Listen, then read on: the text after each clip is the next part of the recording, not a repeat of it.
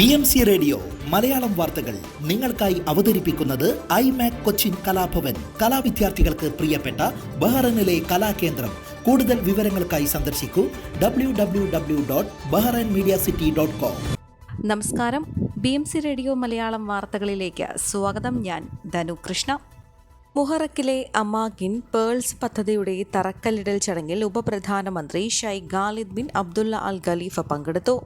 Bahrain car parks company നടപ്പാക്കുന്ന സാദ പദ്ധതിയുടെ രണ്ടാം ഘട്ടത്തിന്റെ ഭാഗമാണ് പുതിയ ബഹുനില കാർ പാർക്കിംഗ് വരുന്നത്.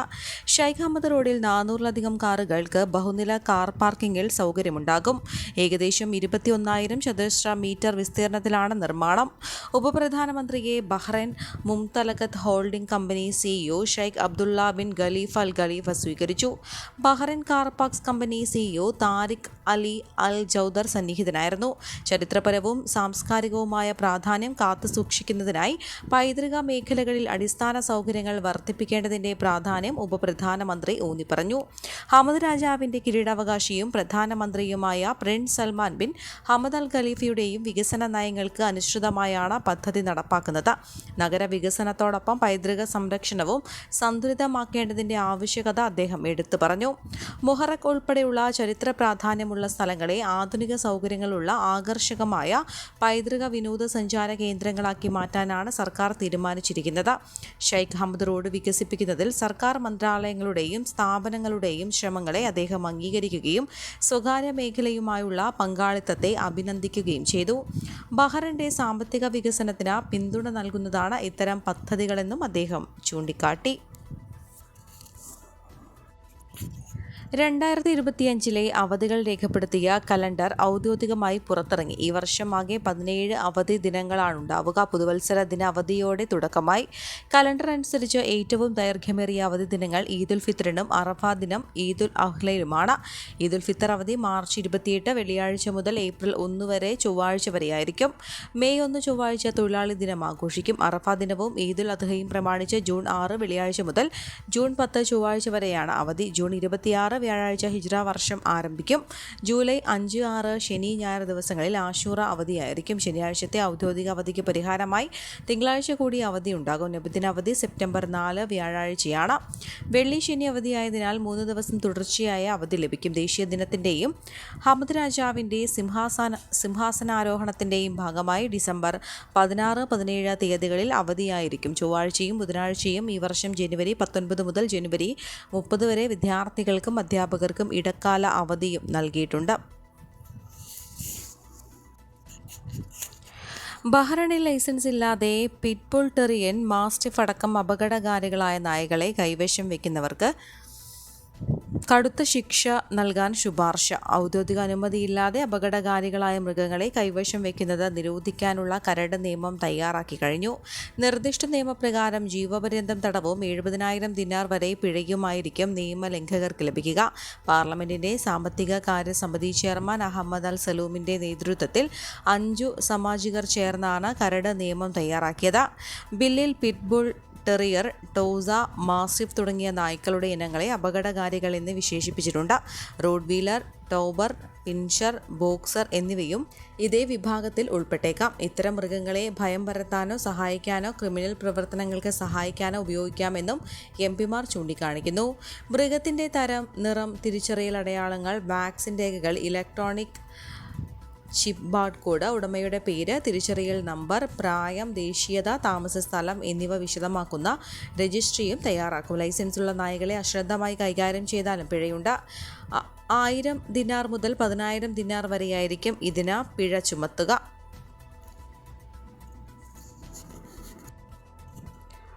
പത്തനംതിട്ട ജില്ലാ പ്രവാസി അസോസിയേഷന്റെ 4ാമത് വാർഷികവും 2025 വർഷത്തെ പുതിയ കമ്മിറ്റിയുടെ സ്ഥാനാരോഹണവും ക്രിസ്മസ് പുതുവത്സര ആഘോഷവും വെള്ളിയാഴ്ച വൈകിട്ട് 6 മുതൽ 11 വരെ സെഗയ BMC ഹാളിൽ വിവിധ കലാപരിപാടികളോടെ അരങ്ങേറി. എഴുത്തുകാരനായ ബിജി തോമസ്, പത്രപ്രവർത്തകയായ രാജി Unnikrishnan, UNIB general secretary Litha Mariyam Varghese എന്നിവർ മുഖ്യാതിഥികളായിരുന്നു. സെന്റ് പോൾ മാർത്തോമ ചർച്ച് വികാരി റവറൻ മാത്യു ചാക്കോ ക്രിസ്മസ് പുതുവത്സര സന്ദേശം നൽകി. ബഹ്റൈനിലെ സാമൂഹിക സാംസ്കാരിക രംഗത്തെ പ്രശസ്തർ പങ്കെടുത്തു. മ്യൂസിക്കൽ ട്രീറ്റും മറ്റ് വിവിധ ഇനം കലാപരിപാടികളും കൂടാതെ ക്രിസ്തുമസ് പുതുവത്സര ആഘോഷ രാവിന്റെ ഭാഗമായി കരോൾ സർവീസും ഉണ്ടായിരുന്നു. ബിബിൻ മാടത്തതാണ് പ്രോഗ്രാം കൺവീനർ. രാഗസാന്ദ്രമായ ആലാപനത്തിലൂടെ മലയാളികളുടെ ഹൃദയം കീഴടക്കിയ ഭാവഗായകൻ പി ജയചന്ദ്രന് സാംസ്കാരിക നഗരം നൽകിയത് ഹൃദയത്തിന്റെ അടിത്തട്ടിൽ നിന്നുള്ള വിടപറച്ചിൽ. സമൂഹത്തിന്റെ നാനാതുറകളിൽപ്പെട്ട പ്രമുഖർ വിശിഷ്ട ഗായകനെ അവസാനമായി ഒരു നോക്ക് കാണാനെത്തി. കേരള സംഗീത നാടക അക്കാദമിയിൽ പൊതുദർശനത്തിന് വെച്ച മൃതദേഹത്തിൽ നിരവധി പേർ അന്തിമോപചാരം അർപ്പിച്ചു. ചലച്ചിത്ര ഗാനരചയിതാവ് ശ്രീകുമാരൻ തമ്പി, നടന്മാരായ മമ്മൂട്ടി, ബിജു മേനോൻ, രമേശ് പിഷാരടി, മനോജ് കെ ജയൻ, രഞ്ജി പണിക്കർ, ജയരാജ് വാര്യർ, ലിഷോയ് ബാലചന്ദ്ര മേനോൻ, സംവിധായകരായ സത്യൻ അന്തിക്കാട്, സിബി മലയിൽ, കമൽ, സംഗീത സംവിധായകരായ ഔസേപ്പച്ചൻ, വിദ്യാധരൻ മാസ്റ്റർ, ഗായകൻ MG ശ്രീകുമാർ, മുതിർന്ന കോൺഗ്രസ് നേതാവ് Ramesh Chennithala, KPCC working president TN Prathapan, Mathrubhumi chairman and managing director PV Chandran, Peruvanam Kuttanmarar, Kalamandalam Gopi, ഗായകൻ Anoop Shankar, KTDC chairman PK Sasi തുടങ്ങിയവർ അന്തിമോപചാരം അർപ്പിച്ചു. ഉച്ചയ്ക്ക് 1 പൊതുദർശനം പൂർത്തിയാക്കി മൃതദേഹം തിരികെ പൂങ്കുന്നത്തെ വസതിയിലേക്ക് കൊണ്ടുപോയി. ഇന്ന് രാവിലെ 9 മുതൽ 12 വരെ പറവൂർ ചേന്ദമംഗലം പാലിയം തറവാട്ടിൽ പൊതുദർശനമുണ്ടാകും. ഉച്ചയ്ക്ക് 3:30 സംസ്കാര ചടങ്ങുകൾ.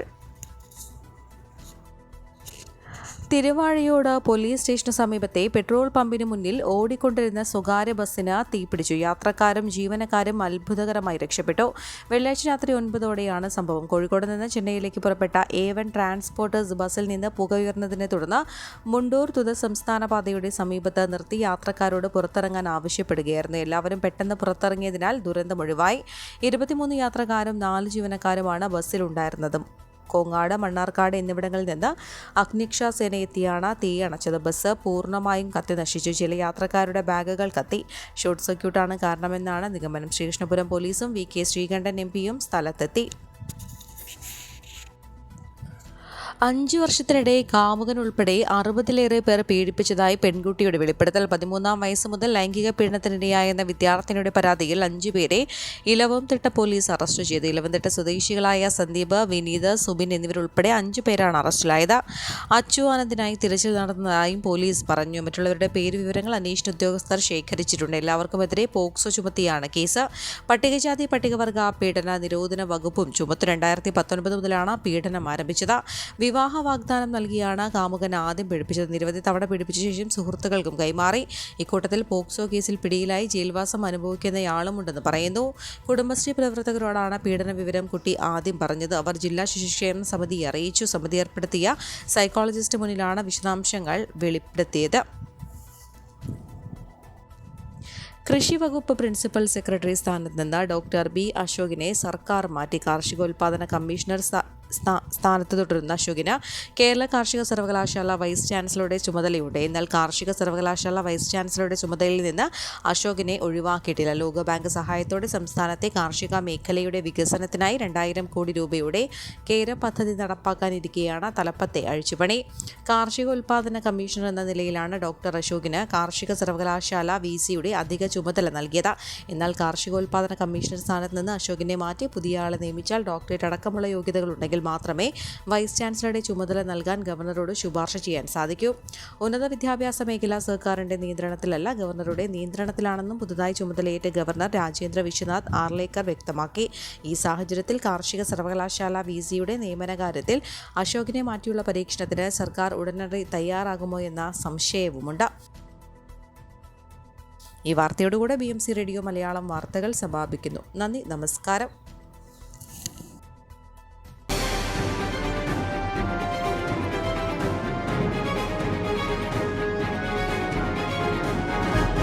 BMC റേഡിയോ മലയാളം വാർത്തകൾ നിങ്ങൾക്കായി അവതരിപ്പിക്കുന്നത് iMac കൊച്ചിൻ കലാഭവൻ. കലാവിദ്യാർത്ഥികൾക്ക് പ്രിയപ്പെട്ട ബഹ്റൈനിലെ കലാകേന്ദ്രം.